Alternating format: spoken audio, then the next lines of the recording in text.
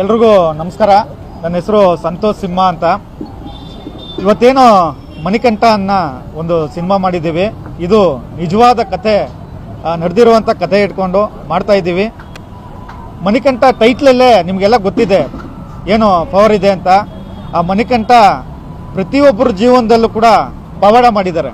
ನಾವು ಈ cinema start ಮಾಡಿದಾಗ್ಲಿಂದನೋ, Manikantha ಅಂತ ಹೆಸರು ಸ್ಟಾರ್ಟ್ ಮಾಡಿದಾಗ್ಲಿಂದನೋ ಇಲ್ಲಿವರೆಗೂ ಮಾಲೆ ಹಾಕೊಂಡು ಹೆಂಗಿರ್ಬೇಕು ಆ ಥರ ಭಕ್ತಿಯಿಂದ ಆ ದೇವ್ರಿಗೆ ಮಾಡ್ತಾ ಇದ್ವಿ. ಶರಣಮಯ್ಯಪ್ಪ.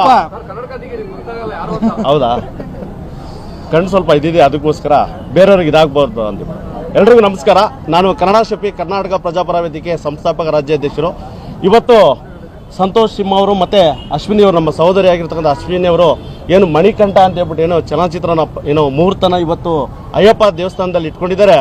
ಇದು ತಾವುಗಳು ಎಲ್ರಿಗೂ ಮೊದಲನೇದಾಗಿ ನಾನು ಕನ್ನಡ ಮಾಧ್ಯಮ ಮಿತ್ರರಿಗೆ ನಮಸ್ಕಾರನ ಹೇಳ್ತೀನಿ.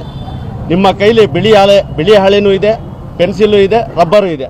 ನೀವು ಯಾವ ಥರ ಬರೀತೀರೋ ಇವ್ರ ಭವಿಷ್ಯ ಉಜ್ವಲವಾಗಿರುತ್ತೆ. ಹಾಗಾಗ್ಬಿಟ್ಟು ತಾವೆಲ್ಲರೂ ಇವ್ರಿಗೆ ಬೆಂಬಲ ಕೊಡಿ.